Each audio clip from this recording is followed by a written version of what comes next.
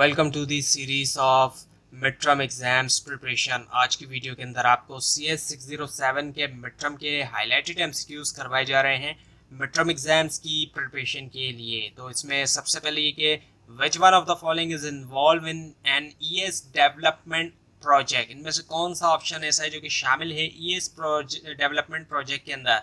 सो इसका जवाब all of the given है, जितने भी हैं जिसके अंदर डोमेन एक्सपर्ट भी है, नॉलेज इंजीनियर भी है और एंड यूजर भी है, सब तमाम के तमाम होते हैं इस वजह से।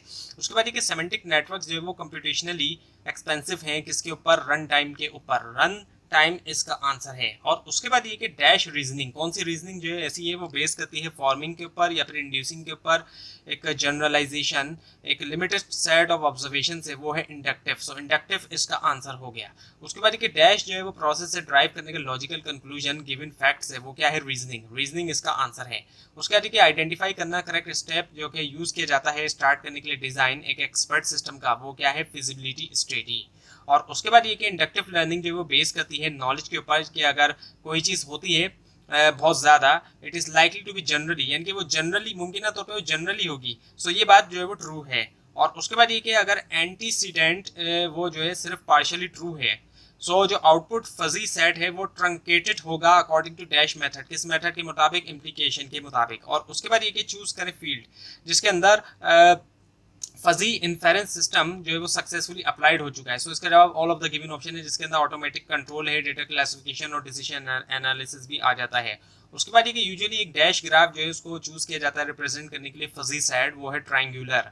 ट्रायंगुलर इसका आंसर है। उसके बाद ये कि फजी लॉजिक जो है एक्चुअली रिप्रेजेंट करता है super set Boolean conventional Boolean logic का। ये बात जो है वो सही है, ट्रू है। उसके बाद ये रीजनिंग जो है फजी लॉजिक के अंदर वो सिर्फ एक जस्ट अ मैटर, वो सिर्फ मैटर है जनरलाइजिंग करने का फैमिलियर डैश लॉजिक का, यानी कि बुलियन लॉजिक का। उसके बाद ये क्लासिकल सेट जो है वो कंटेनर है जो कि विच होली इंक्लूड, यानी कि पूरी तरह से उसमें जो है वो शामिल है, या फिर होली एक्सक्लूड, या तो पूरी तरह से वो शामिल करता है या पूरी तरह से वो निकाल देता है कोई भी गिवन एलिमेंट को। ये बात जो है वो ट्रू है। उसके बाद ये the degree of truth that we have been talking about, जिसके बारे में हम बात करें, इस स्पेसिफिकली ड्रिवन आउट, वो स्पेसिफिकली तौर पर ड्रिवन है, ड्रिवन आउट है बाय फंक्शन, एक फंक्शन से जो खिलाया जाता है। कौन सा फंक्शन, मेंबरशिप। मेंबरशिप इसका आंसर है। उसके बाद ये ट्रैक्टेबल प्रॉब्लम जो है उनको फर्दर डिवाइड किया जाता है स्ट्रक्चर और डैश प्रॉब्लम में, कॉम्प्लेक्स, स्ट्रक्चर और कॉम्प्लेक्स में। उसके बाद ये ब्रांच जो है कंप्यूटर साइंस की जो कि कंसर्न है ऑटोमेशन ऑफ इंटेलिजेंट बिहेवियर से, ये डेफिनेशन जो है ये कहाँ से है, ये है ल्यूगर एंड स्टबल फील्ड से। और उसके बाद ये क्या, सर्चिंग जो एक फॉर्मल मैकेनिज्म है एक्सप्लोर करने के लिए क्या, अल्टरनेटिव्स को। उसके बाद ये क्या, आर्टिफिशियल इंटेलिजेंस के अंदर जीए स्टैंड्स फॉर जेनेटिक एल्गोरिथम। अब ये बात सही है नहीं कि आर्टिफिशियल इंटेलिजेंस के अंदर, एआई के अंदर जीए का मतलब जो है वो जेनेटिक एल्गोरिथम है, ये बात बिल्कुल ट्रू है। और उसके बाद ये कि एक कंप्यूटर प्रोग्राम जिसको डिज़ाइन किया गया मॉडल करने के लिए प्रॉब्लम सॉल्विंग एबिलिटी जो है एक ह्यूमन एक्सपर्ट की, वो जाना जाता है किसके तौर पर, एक्सपर्ट सिस्टम के तौर पर। और एक एक्सपर्ट सिस्टम जो है वो रिप्लेस कर सकता है एक एक्सपर्ट को या असिस्ट कर सकता है एक्सपर्ट को। ये बात ट्रू है, या तो वो रिप्लेस करेगा और अगर रिप्लेस नहीं करेगा तो वो असिस्ट करेगा।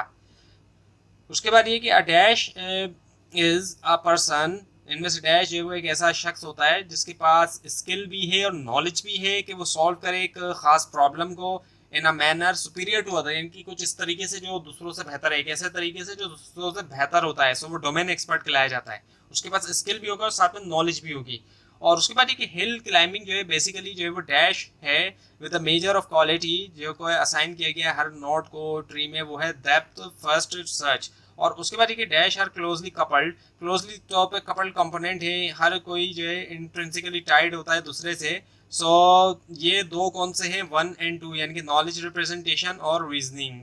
और उसके बाद ये most of the solution spaces, ज़्यादातर जो सॉल्यूशन स्पेसेस हैं प्रॉब्लम के लिए उनको रिप्रेजेंट किया जा सकता है किन के अंदर, ग्राफ्स के अंदर। और उसके बाद ये बाय गेटिंग ग्रिप हासिल करते हुए ऑन डैश, डैश के ऊपर that deal with searching technique, जो कि डील करता है सर्चिंग टेक्निक के साथ ग्राफ्स में, ट्रीज में, problem solving can be perform in an efficient manner. So ये है एल्गोरिथम्स। उसके बाद ये breadth first search, in breadth first search denote with the largest value of height will be at the dash priority. कौन सी priority के ऊपर होगा कि वो पिक्ड हो, वो होगा मैक्सिमम प्रायोरिटी के ऊपर, मैक्सिमम इसका आंसर है। उसके बाद ये कि in basic genetic algorithm, basic genetic algorithm में जो टर्म है म्यूटेशन, इससे मुराद जो है वो एक स्मॉल रैंडम क्या है, चेंज है, स्मॉल रैंडम चेंज है इससे मुराद। उसके बाद ये सेमेंटिक नेटवर्क जो है वो ग्राफ होते हैं विद नोड्स जो कि रिप्रेजेंट कर रहे हैं डैश और आर्क्स जो कि रिप्रेजेंट कर रहे हैं डैश ऑब्जेक्ट्स के दरमियान। सो नोड रिप्रेजेंट कर रहे हैं ऑब्जेक्ट्स, जबकि आर्क रिप्रेजेंट कर रहे हैं रिलेशनशिप्स जो है ऑब्जेक्ट्स के दरमियान। तो ये थी आज की वीडियो। आपको इस बारे में कोई क्वेश्चन है, खासतौर पर इसमें कोई मिस्टेक दिखाई दे जरूर हाईलाइट कीजिए, और इस पूरी सीरीज को देखने के लिए और फाइनल टर्म मिड-टर्म एग्जाम्स की प्रिपरेशन के लिए इस चैनल को सब्सक्राइब कीजिए, बेल आइकन के ऊपर क्लिक कीजिए। Thanks for watching this video and best of luck for your exams.